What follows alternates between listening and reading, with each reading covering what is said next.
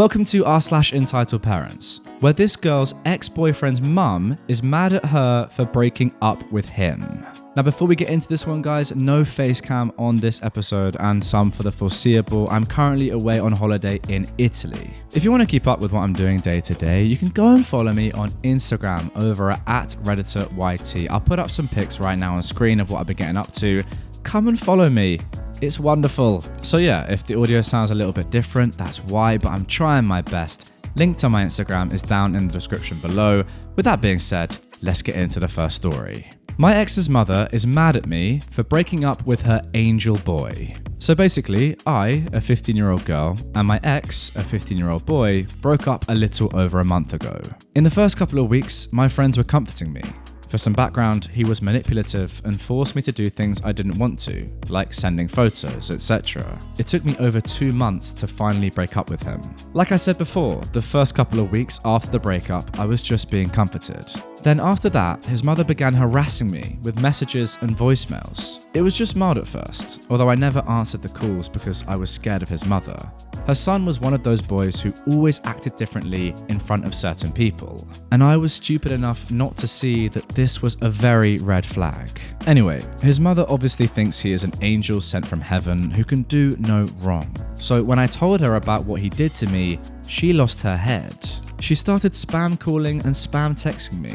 I, as a teenager, was very afraid, so I shut my phone off and decided to just leave it for a bit and hope things would die down. The next morning, when I checked my phone, I had over 100 text messages and 35 missed calls. I checked through all of them. The texts were, of course, the typical, "How dare you? My child is an angel. He would never do that to anyone," cursing me out and all that stuff. But the voicemails were more vulgar. She said that she was going to find where I live and hurt me. And in one of the voicemails, I will never forget what she said. "You, young lady, are a very spoiled brat. You are just sad that you can't get my son to send to you. So you're making all of those lies and fibs up so that you can gain some sort of dominance? You will never, and I mean never, have any man in your life ever again because of this. I hope that you end up lonely and miserable because that is all you'll ever be." And then it ended with some rustling and muffled yelling before it beeped. But at that point, I was having a panic attack and couldn't breathe. That was a couple of days ago. Of course, he hasn't and won't tell his mother the truth, so he can keep his angelic image. But lately, he's been texting me and saying that I should drop all of this because his mother won't stop yelling at him to call me or text me. My friends tell me that I shouldn't because I'm not in the wrong, but I think I am. Now, before I comment on this story, Opie has given us a little update. This morning, I told my parents about what happened and asked them if they could give her a call to talk to her, the ex's mum, I assume. They haven't told me anything yet because they're both at work, but I haven't got any more messages or calls from my ex. Neither my parents nor me want to get police involved in case it goes too far and we might end up going to court. We don't have much money to spare for a lawyer, so we try to solve most things by ourselves. My dad is an ex-police officer, so he knows and understands how wrong all of this is. I am, however, grounded for a bit, seeing as I had a boyfriend. I was going to tell them, but then I broke up with him, so I didn't see a point until all of this started happening. I'm going to wait until tomorrow morning to see if they call or text me again. If not, I'll block his number on everything. If they do, I'm handing my phone over to my parents. Well, there you go, OP. It sounds like you're doing the right thing and you have the right mindset. What I would say is there's no way you're in the wrong here. I mean, that's pretty obvious, right? You're the one that's getting harassed by a mother of your ex at the age of 15. If anyone's in the wrong here, which they are, it's definitely her. No, mum, dad, younger brother, and aunt, I'll keep on doing my little tradition. I, a 27-year-old woman, had an older brother, a 25-year-old male, who died in 2014. He was the older brother any girl would want, and we were close. He taught me valuable lessons in life, such as cooking, driving, and never giving up.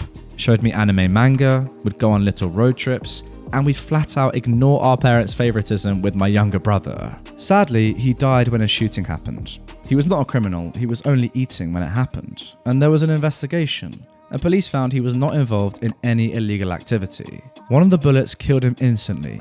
He was only 25 and I was 19 in 2014. I'd be lying if I said that I didn't fall into a deep depression. It came to the point where I stopped eating and lost around 55 pounds in a month and a half after his passing. I only drank water and milk that would fill me up. I didn't want to get better. until one day my former sister-in-law called me to tell me that he left me some things. I met up with her, and the stuff he left behind was an album with Polaroid pictures of our crazy adventures, graphic anime tees, and a chain with both of our initials. I was in tears, and I decided to get help because he would love to see me happy and not dying of sadness. It's been years since his passing, and I'm doing a lot better. And I have a tradition that on his birthday, I leave flowers at his grave. I only stay for 2 minutes and then leave after singing him happy birthday. My therapist said this was a good idea. However, my parents, younger brother, and aunt decided to have an intervention, thinking religiously that I was doing something satanic, that I was calling out the dead, that they should have thrown the things he left me in the garbage, and that I should attend to their church to see if the Lord gets those diabolical ideas out of your head. I was shocked and told them that I won't stop doing this tradition and I won't be attending their church, that this is their older son, and that if they keep behaving like this, I won't feel bad at all for having to go no contact with them. They kept on yelling at me, and my aunt went as far as to throw holy water at me.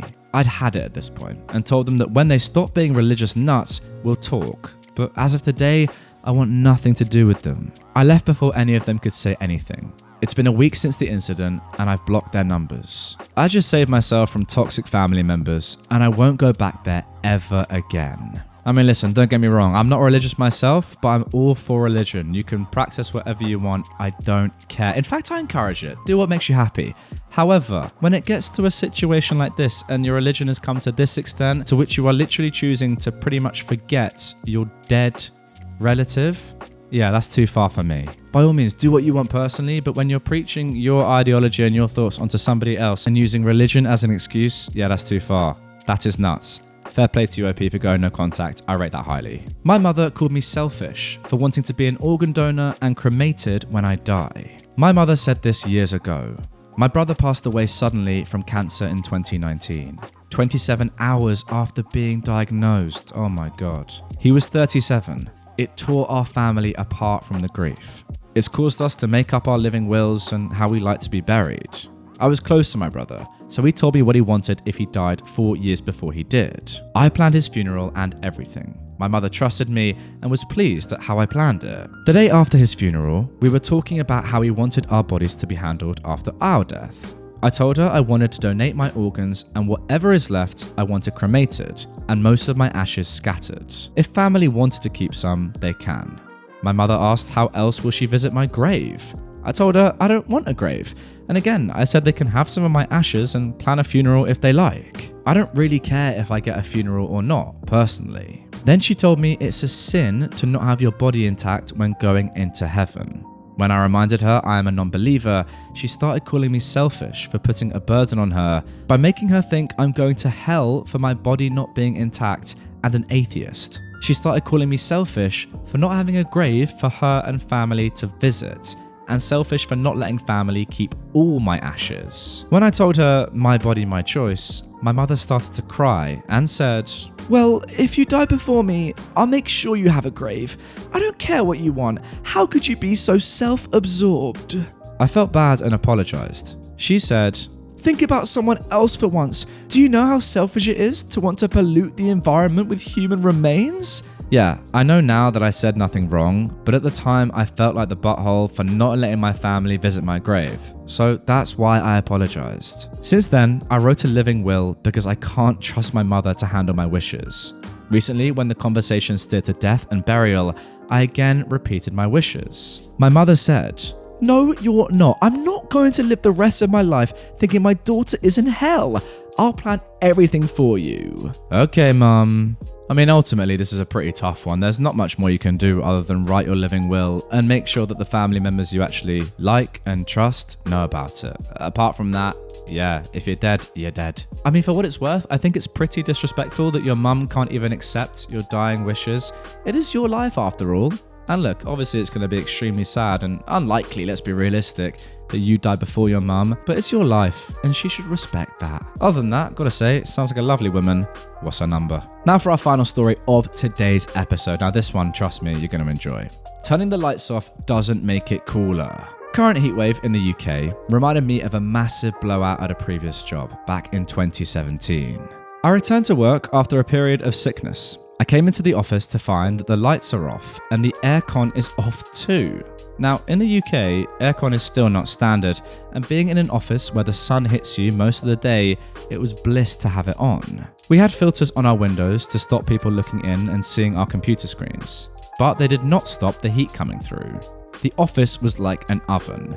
My little desk fan did nothing, and having the lights off meant that I could barely see my screen, let alone my desk. I raised this with my manager, who was the office health and safety rep, and was told that 2 of the 20 people in the office didn't like the lights on because it made them feel hotter.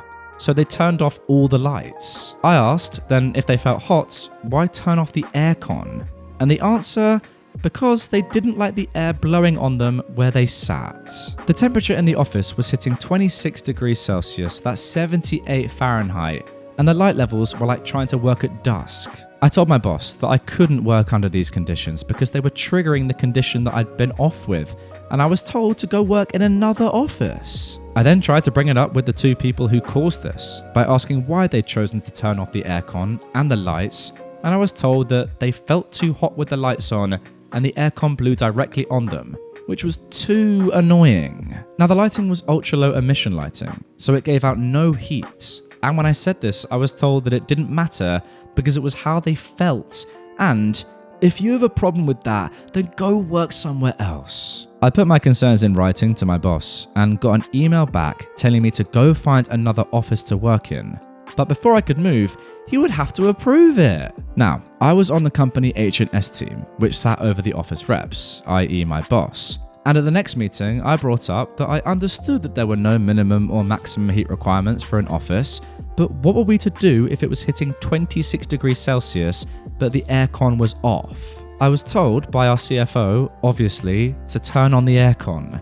I explained that 2 out of 20 people didn't want it on. The CFO scribbled down something and said he'd look into it. I then brought up minimum light levels, for which there is legislation, and how we were falling below those. My husband had lent me a light meter to check, which I did one lunchtime when most of the team were out. The CFO asked why it was so dark, and I said that those same 2 people insisted on all the lights being off because it felt hotter with them on. Again, frantic scribbling. I was off the next day, and then it was the weekend. I came in on the Monday to the aircon on, the lights on, and the 2 moaners glaring at me.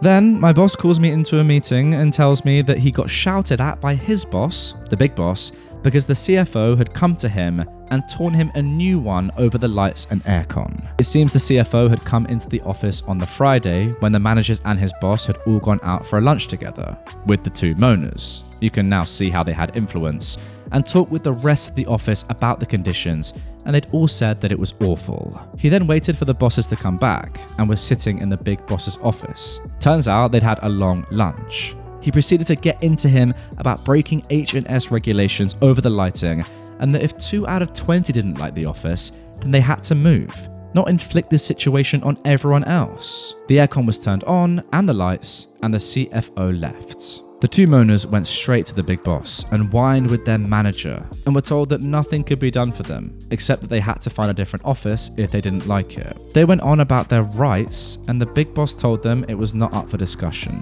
The 2 guys who were responsible for H&S for the whole company had come in with the CFO, checked the lighting levels, and they were lower than I'd even thought.